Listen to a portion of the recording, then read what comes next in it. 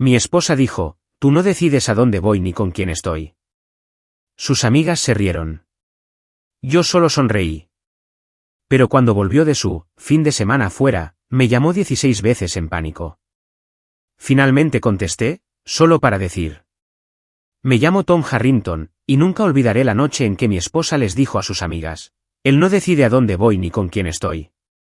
Todas se rieron, y yo me quedé allí parado, sosteniendo un plato de ensalada de papa fría, sintiendo como algo en mi pecho se quebraba como madera vieja.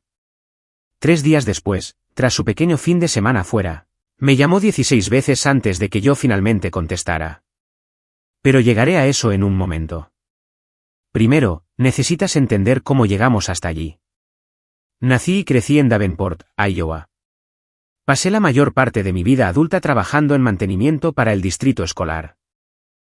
Nada glamuroso, pero era un trabajo honesto, con horarios estables, y me había ayudado a poner comida en la mesa durante más de 25 años.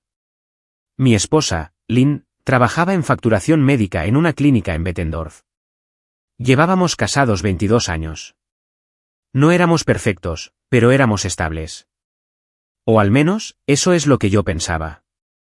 Durante la mayor parte de nuestro matrimonio, los viernes por la noche eran para comer pescado frito en el puesto 828 del VFW.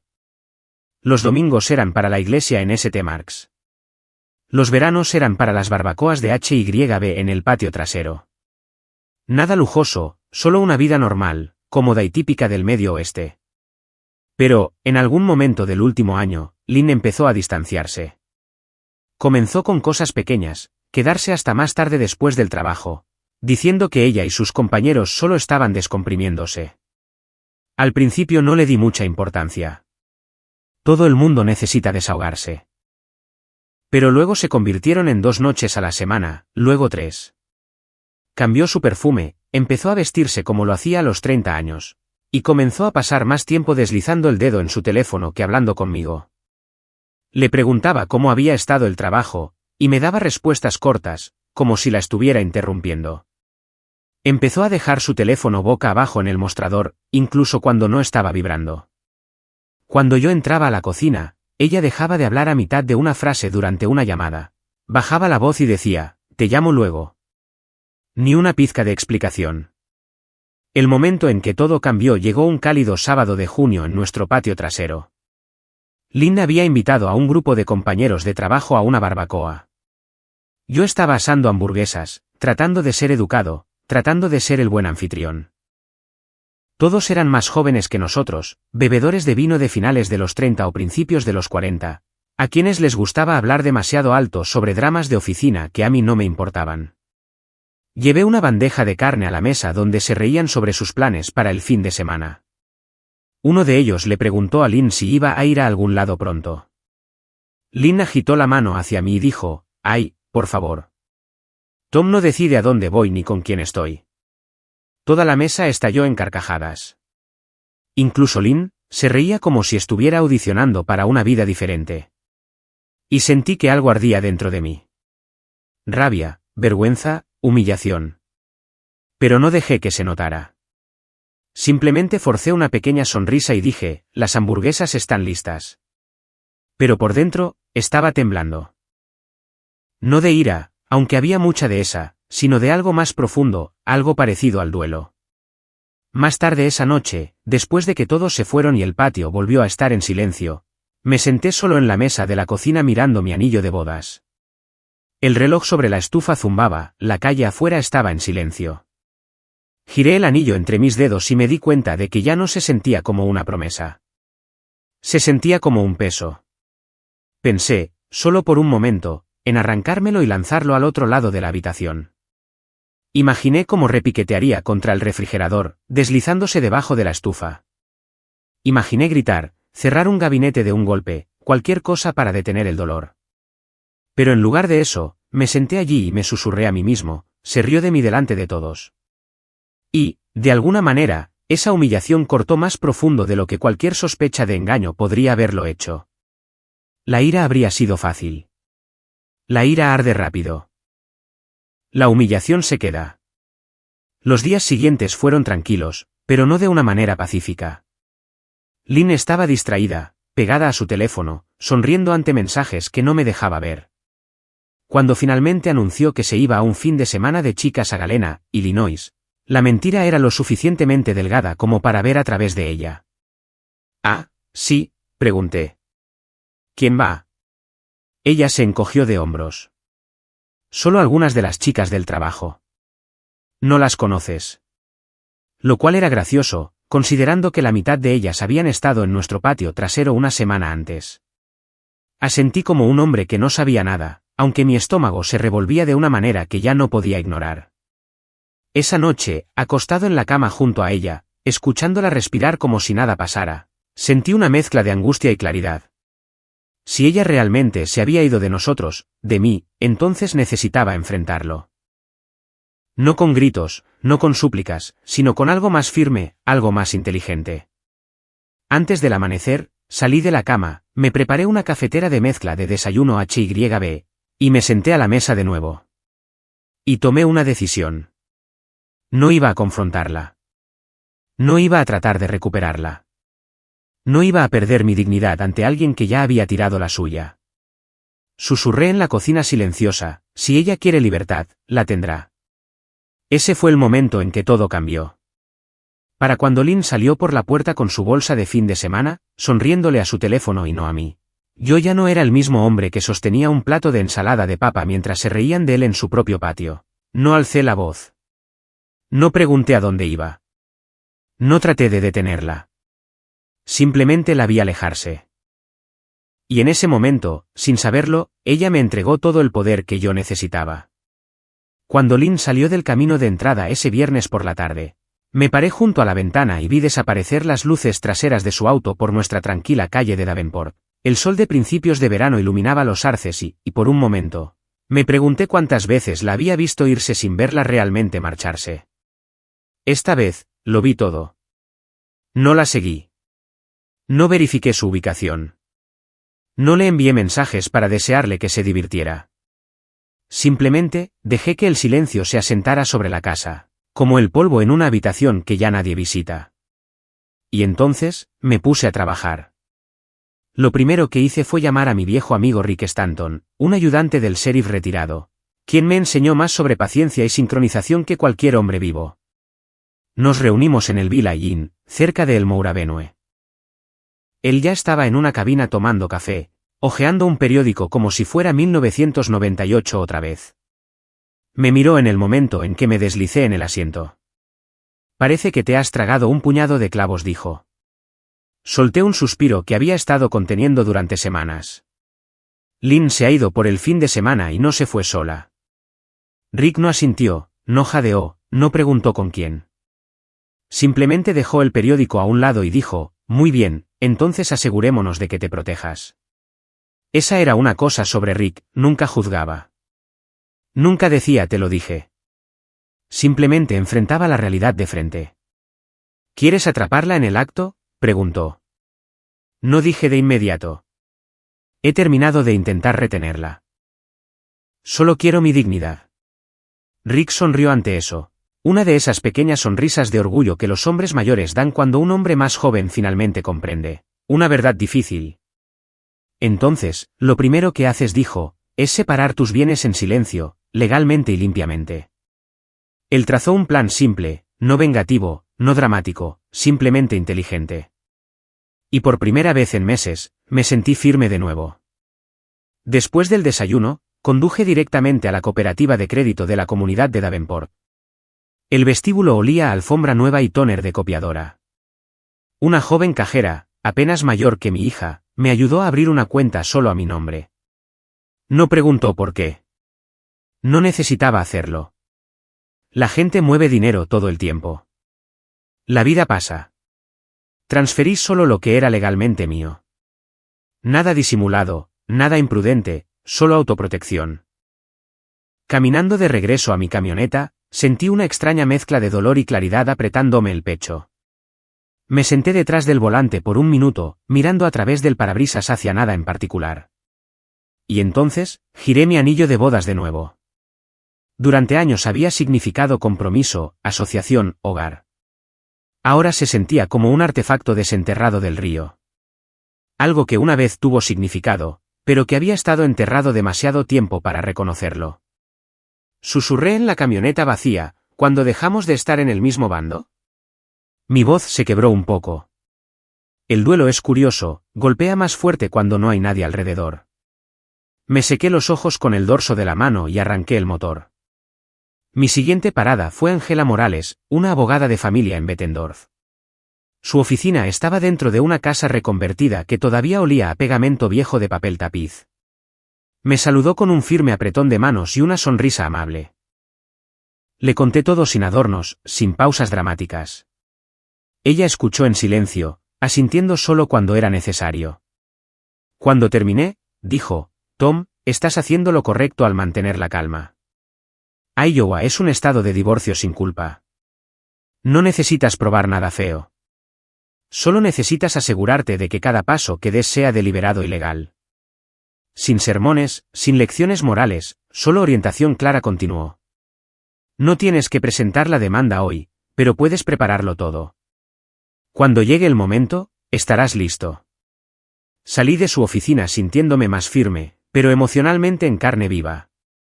No por la charla legal, sino por la realidad, esto estaba sucediendo de verdad. Conduciendo a casa por el puente enero del 74, con el río Mississippi brillando bajo el sol, una ola de tristeza me golpeó tan fuerte que tuve que agarrar el volante con más fuerza. Susurré, pensé que teníamos más tiempo. Se me cerró la garganta. Esta vez no era ira. Era el luto por una vida que pensé que todavía estábamos viviendo juntos. La vida por la que trabajé. La vida en la que creí durante más tiempo que ella. Esa noche, entré al dormitorio y vi su lado de la cama, el cargador no estaba. La botella de loción estaba medio llena, su almohada todavía tenía la marca de la noche anterior. Me senté en el borde del colchón y dejé que el peso de todo se asentara. Recordé los primeros años, los viajes por carretera a Galena, las noches de cine. La forma en que solía apoyar su cabeza en mi hombro cuando estaba cansada, y ahora. Ahora ni siquiera podía mirarme sin irritación. Antes de ahogarme en esos recuerdos, me levanté y me obligué a ponerme en movimiento de nuevo. Salí, me subí a una escalera de mano y ajusté la cámara del camino de entrada. Un modelo de seguridad básico apuntando hacia el frente de la casa. Legal, no invasivo, nada que cruzara ninguna línea, pero suficiente para saber cuándo llegaba a casa. ¿Y con quién? Era casi medianoche cuando vi faros a lo lejos y me moví hacia la ventana. No me escondí. No fingí. Simplemente observé. Un Chevy Tahoe plateado se detuvo junto a la acera. El mismo que había visto en el lugar de trabajo de Lynn un par de veces. El mismo conducido por Caleb, uno de sus compañeros de trabajo. Observé a través de la transmisión de la cámara cómo ella salía riendo, echándose el pelo hacia atrás de una manera que solía hacer cuando éramos novios. Parecía feliz. No culpable, no conflictiva, sino feliz. Y todo lo que pude pensar fue, algunas cosas ya no te pertenecen. Ni siquiera miró hacia la casa antes de volver a subirse al Tahoe por un momento, tal vez agarrando algo, tal vez despidiéndose. Cuando finalmente sacó su maleta del asiento trasero, el Tahoe se alejó sin dudarlo. No le abrí la puerta. No encendí una luz. No dije una palabra. En cambio, tomé mi teléfono y le envié un mensaje de texto a Rick. ¿Yo? Está confirmado. Rick, muy bien, le daré los documentos a ella mañana. Lo que ella haga con ellos depende de ella. Eso era importante. Rick no forzaba nada. No manipulaba a nadie. Simplemente le entregaba a la esposa de Caleb la verdad, y ella elegía qué hacer con ella. De vuelta adentro, empaqué una pequeña bolsa de deporte con lo esencial, ropa, medicinas, documentos importantes. Luego conduje a una instalación de Waul en River Drive y alquilé un pequeño casillero de almacenamiento. No porque planeara huir, sino porque a veces necesitas un lugar para respirar. Mientras cerraba la puerta de metal detrás de mí, susurré, no me volverán a pillar desprevenido. Para cuando conduje a casa, el cielo se estaba volviendo gris con la luz de la madrugada. Los pájaros estaban despertando. Davenport estaba cobrando vida. Pero mi matrimonio nunca se había sentido más muerto. Lynn durmió hasta tarde a la mañana siguiente, lo cual no me sorprendió. Ella siempre dormía bien cuando su conciencia estaba tranquila, o cuando se convencía a sí misma de que lo estaba. La casa se sentía extrañamente tranquila, como si todo lo que había dentro supiera que algo se avecinaba. Incluso el refrigerador zumbaba de manera diferente. Hice café, la misma mezcla de desayuno HYB que había comprado durante años, pero no sabía igual. Nada sabe igual cuando estás viviendo el último capítulo de una vida que pensabas que duraría para siempre. Alrededor de las 10 de la mañana, ella finalmente entró en la cocina. Su cabello todavía estaba un poco desordenado por la noche anterior. Los faros del Tahoe de Caleb habían brillado lo suficiente como para que yo reconociera ese aspecto. Se sirvió una taza de café sin reconocerme, desplazándose por su teléfono como si yo fuera el fantasma en la habitación, y ella me estuviera atormentando a mí en lugar de al revés. Buenos días, dije. Ella se encogió de hombros. Ajá. No, buenos días. Ni siquiera contacto visual. Solo ajá. Una sola sílaba que lo decía todo. No mencionó el fin de semana. No explicó por qué el Tahoe de Caleb había estado en nuestro camino de entrada. No se molestó en inventar una mentira. Simplemente, no le importaba lo suficiente como para fingir más. Y eso dolió más que cualquier cosa. Se fue a trabajar alrededor del mediodía. Sin despedida, sin un hasta luego. Solo agarró su bolso y salió por la puerta. En el momento en que su auto desapareció, exhalé larga y lentamente. El tipo de exhalación que haces antes de levantar algo pesado o dejar ir algo. Agarré mi cuaderno, el mismo de cuero desgastado que usaba para los registros de mantenimiento en el distrito escolar, y escribí 2 palabras: es hora. Ese día no se trató de ira. Se trató de preparación. Una preparación tranquila y constante que se sentía como limpiar una habitación antes de volver a pintarla. Comencé documentando la casa, no por despecho, sino por necesidad. Fotos de cada habitación, cada mueble, cada artículo compartido. Legal, limpio, metódico.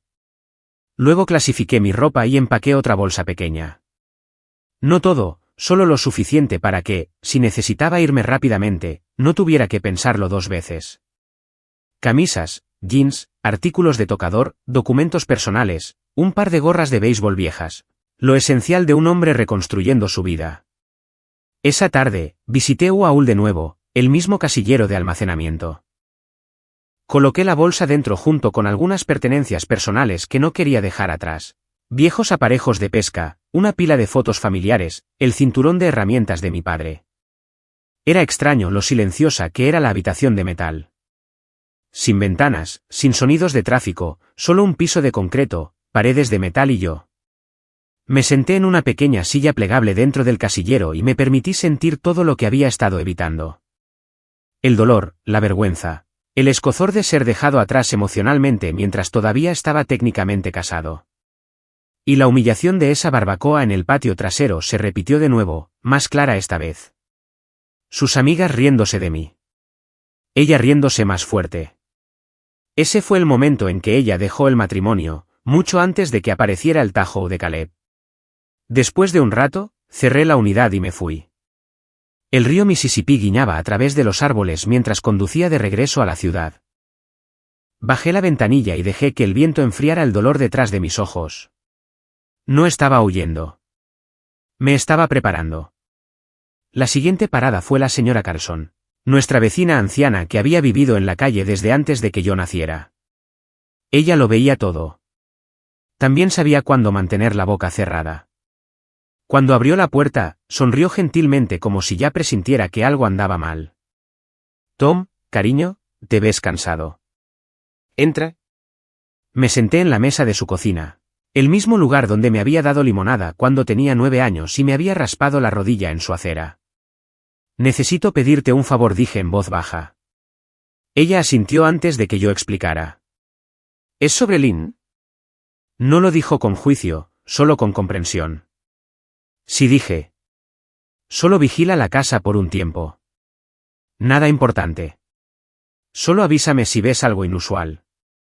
Ella extendió la mano sobre la mesa y apretó la mía. Eres un buen hombre, Tom. No dejes que ella te haga sentir lo contrario. Por un momento, tuve que mirar hacia otro lado para mantener la voz firme. La señora Carson era una de esas personas que no te das cuenta de que necesitas hasta que te estás desmoronando. Después de salir de su casa, conduje hacia el lado este de Davenport, cerca de Duck Creek Park, donde había encontrado un pequeño apartamento amueblado disponible mes a mes. Nada lujoso, solo un dormitorio con alfombra beige, un pequeño balcón y vista al estacionamiento. Pero se sentía como un lugar donde respirar podría ser posible de nuevo. Firmé los papeles, obtuve las llaves y caminé por las habitaciones vacías. El aire olía a pintura vieja y nuevos comienzos. No me mudé todavía, no del todo. Pero saber que tenía un lugar a donde ir si todo explotaba me dio el coraje para seguir adelante. Más tarde esa noche, de vuelta en la casa, finalicé un paso más. Llamé a un cerrajero, no para cambiar las cerraduras en ese momento, sino para programarlo para el domingo por la tarde mientras Lynn todavía estuviera fuera. Angela había sido clara: mientras estés separando los hogares y no estés reteniendo sus pertenencias, estás dentro de tus derechos. Así que lo planeé para la hora después de la que esperaba que ella saliera de casa de Caleb. Dormí ligeramente esa noche, escuchando el zumbido del ventilador de techo, esperando que algo, cualquier cosa, se sintiera normal de nuevo. Pero la normalidad se había ido. El sábado llegó y se fue tranquilamente. Lynn me envió un mensaje de texto una vez: me quedo una noche extra. Te veo mañana por la tarde. Sin emoji de corazón. Sin explicación, nada. Era casi gracioso. Ella creía que tenía todo el control. El domingo por la tarde, llegó el cerrajero. Un tipo mayor con una chaqueta Carhartt y botas de trabajo. No hizo preguntas, simplemente cambió las cerraduras, probó las llaves y me entregó el nuevo juego. Para cuando el sedán plateado de Lynn entró en el camino de entrada esa noche, todo estaba listo. Pero hubo un momento más, uno que me tomó por sorpresa. La cámara del camino de entrada se iluminó en mi teléfono y vi a Lynn salir de su auto. Se veía despreocupada, riéndose suavemente de algo en su teléfono. Su cabello todavía tenía ese mismo aspecto desordenado y juguetón que yo reconocía de nuestros días más jóvenes. Por un segundo doloroso, los recuerdos me golpearon tan fuerte que se me cortó la respiración. Su risa en nuestra primera cita, su cabello la mañana después de nuestra boda, la forma en que solía apoyarse en mí en las noches frías. Me susurré a mí mismo: algunas cosas ya no te pertenecen. Y así, sin más, el dolor se convirtió en determinación. Ella caminó hacia la puerta, llave en mano, completamente inconsciente de que estaba a punto de descubrir su nueva vida. Dejé mi teléfono, me senté en el sofá y esperé. Tranquilo, en silencio, listo. No tuve que esperar mucho. El primer sonido fue su llave raspando contra la cerradura. Una pausa, otro rasponazo, luego el chasquido agudo del metal golpeando contra el metal mientras intentaba forzarla. Tom, llamó a través de la puerta, con la voz tensa por la confusión. Tom, la cerradura no funciona. Me quedé sentado en el sofá, con las manos cruzadas, respirando lenta y controladamente. Otro tintineo de llaves, un giro más fuerte, luego un gruñido frustrado. Tom, ¿qué demonios? ¿Se rompió algo? Nada se rompió, Lynn. No la cerradura, solo el matrimonio. Lo intentó de nuevo y pude escuchar cómo aumentaba su molestia. El mismo tono que usaba cuando se iba el wifi o se le acababa la batería del teléfono. Luego vinieron los golpes. Al principio, solo 3 toques rápidos, luego más fuertes, luego puñetazos. Tom, abre la puerta. Esto no es gracioso. Miré mi teléfono. La primera llamada ya estaba entrando. Llamada número 1. Dejé que sonara hasta el final. Ella golpeó más fuerte. Llamada número 2. Todavía enojada. Todavía sintiéndose con derecho. Tom, contesta. Te juro por Dios. Silencié el teléfono. Llamada número 3. ¿Por qué estás haciendo esto? Llamada número 4. En serio, Tom, abre la puerta. Su voz era aguda, autoritaria, como si todavía creyera que tenía la autoridad para decirme qué hacer. Llamada número 5. Estás siendo ridículo. Me recosté, dejando que el sonido de su frustración se disolviera en la habitación como el vapor de un estofado. No por crueldad, sino por claridad. Por una vez, no era yo el que se apresuraba. Los golpes cesaron. Me la imaginé parada allí en el porche, con las manos en las caderas, mirando alrededor para ver si algún vecino estaba mirando. Entonces el tono cambió. Llamada número 6. Está bien, mira. ¿Podemos hablar un segundo? Por favor, solo abre la puerta. Llamada número 7. Su respiración era más temblorosa ahora. Tom, vamos. No exageres. Exagerar. La palabra escoció incluso ahora. No toqué el teléfono. Llamada número 8. Está bien. Está bien. Siento haber gritado. Solo abre la puerta para que podamos arreglar esto. Llamada número 9. Es tarde. Estoy cansada. Solo quiero entrar. Llamada número 10. Su voz se quebró ligeramente. Tom, por favor. La ira se había drenado. Lo que la reemplazó no fue remordimiento. Fue inconveniencia. No lamentaba lo que había hecho. Lamentaba que su comodidad hubiera sido interrumpida. Entonces llegó el cambio real. Llamada número 11. Tom, por favor contesta. Tengo frío. Suave, inquieta, frágil. Llamada número 12. No entiendo qué está pasando. ¿Alguien entró a robar? ¿Pasó algo? Casi me reí de la ironía. Llamada número 13. ¿Estás adentro, Tom? Solo háblame. Llamada número 14. Un pequeño sollozo se escapó. Por favor, no hagas esto. Tengo miedo. Llamada número 15. Tom, por favor. Te lo ruego. Por favor, contesta. Y finalmente, llamada número 16. Un susurro. Lo siento. Realmente lo siento. Por favor, solo déjame entrar. Dejé que el silencio perdurara lo suficiente para que ella lo sintiera. Lo suficiente para que entendiera que las decisiones tienen ecos. En la llamada 17, finalmente contesté. Su aliento salió de golpe, como si hubiera estado bajo el agua y acabara de llegar a la superficie. Tom. Oh, gracias a Dios. ¿Qué está pasando? ¿Por qué no puedo entrar a la casa? Porque tú. La corté suavemente. Lynn, dije, con mi voz firme y tranquila. Querías libertad. Ella se congeló al otro lado de la línea. Felicidades. Ahora eres libre. Libre de mí. Libre de esta casa. Libre de todo lo que construimos juntos. Hubo un largo y aturdido silencio. Luego ella susurró, ¿qué? ¿Qué significa eso? Pero yo ya había colgado. Por primera vez en mucho tiempo, la casa se sentía en paz. A la mañana siguiente, en el tribunal del condado de Scott, me senté fuera de la división familiar con mi abogada, Angela. El pasillo olía a papel viejo y cera para pisos. La gente pasaba arrastrando los pies, algunos enojados, algunos aliviados, todos cansados. Lynn llegó 10 minutos tarde con la misma ropa con la que había llegado a casa. Tenía el pelo recogido en una cola de caballo descuidada y los ojos rojos de llorar, o de una noche con muy poco sueño. Ella irrumpió hacia mí. ¿Qué demonios está pasando, Tom? ¿Por qué estamos aquí? No levanté la voz. Escucharás todo ahí dentro. Antes de que pudiera responder, Caleb dobló la esquina, justo detrás de él, su esposa, sosteniendo un pequeño abridor de puerta de garaje en la mano. Su presencia golpeó el pasillo como aire frío. Caminó directamente hacia Caleb, no enojada, no histérica, sino inquietantemente tranquila, y presionó el abridor en su palma. Solo vine a devolver su abridor de puerta de garaje, dijo lo suficientemente alto para que todos en el pasillo la escucharan. Ya no lo necesitará más. Jadeos, susurros.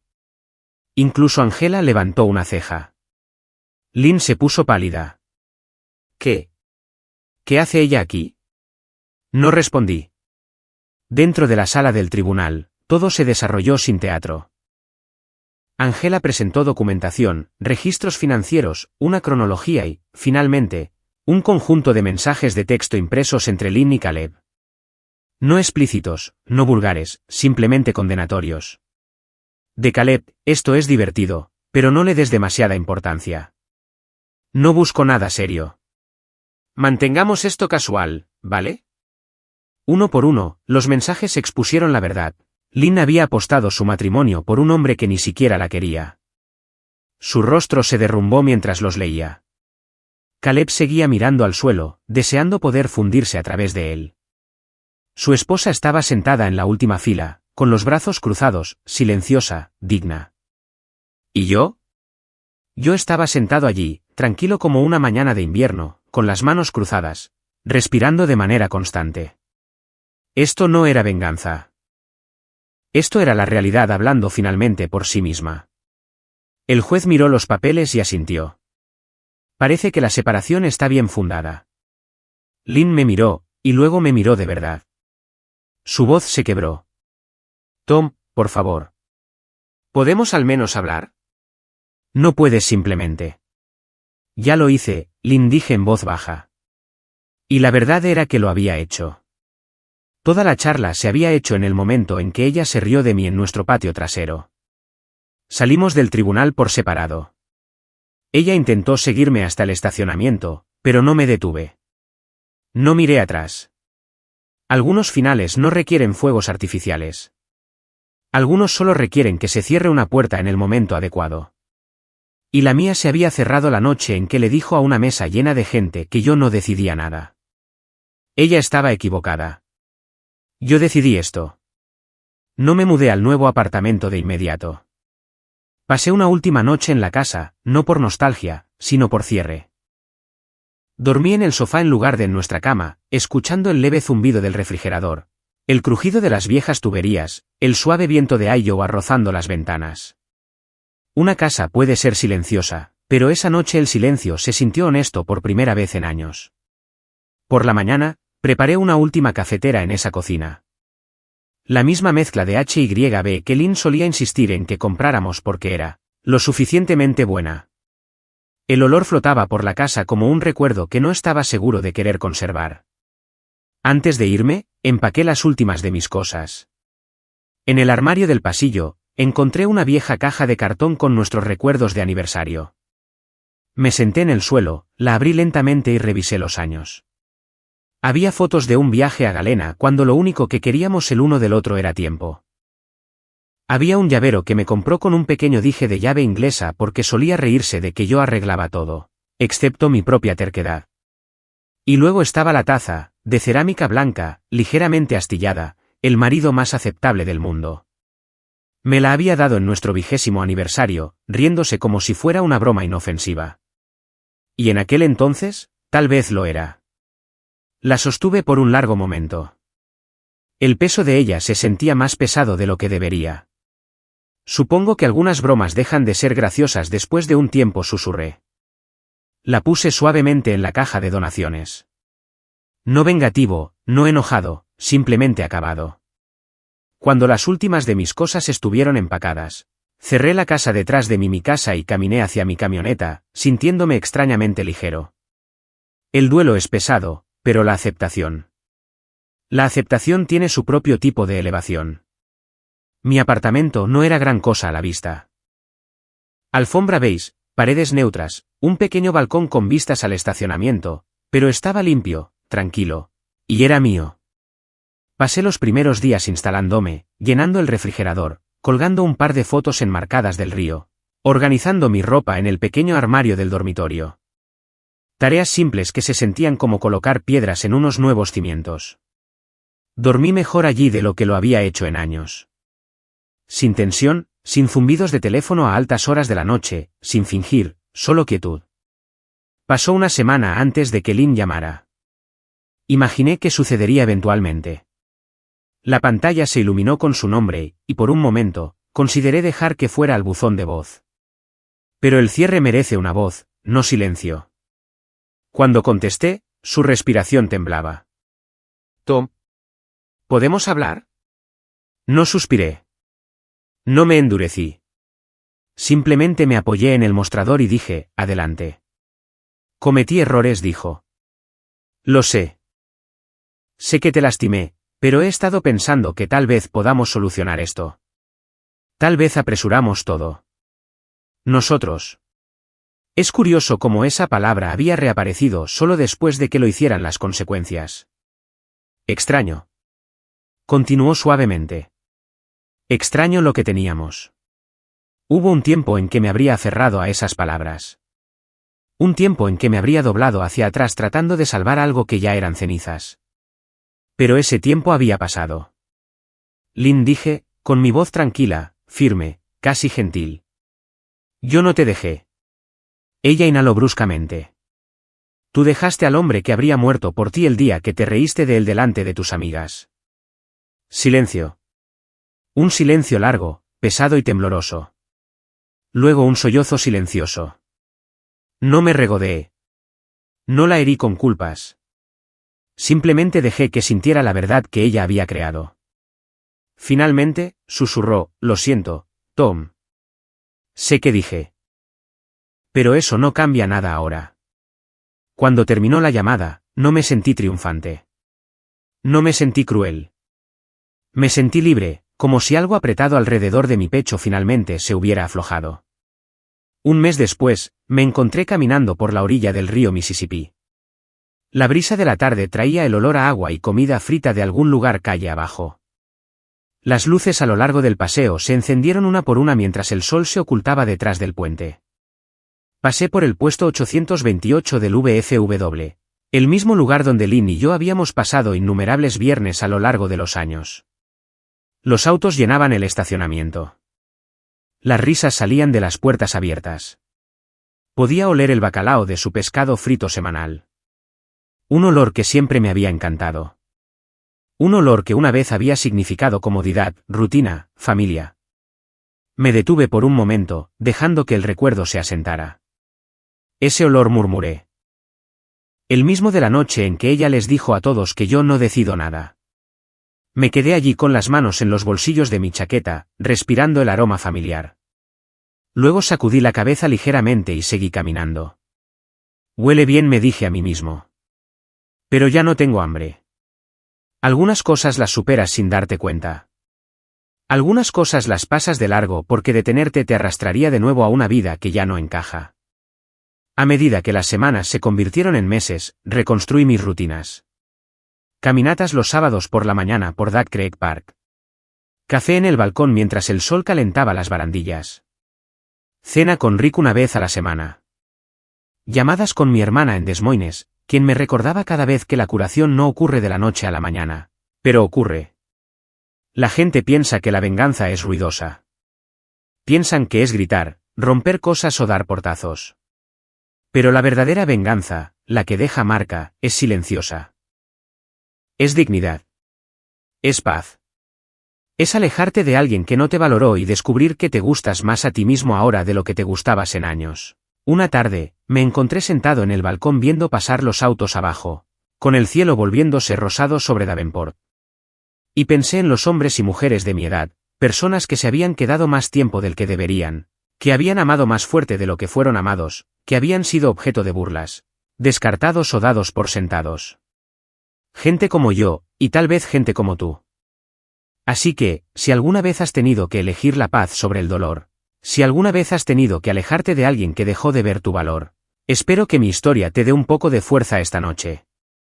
Y si lo hizo, bueno, siéntete libre de compartirla o quédate para la próxima. Todos sanamos un poco más rápido cuando no estamos solos.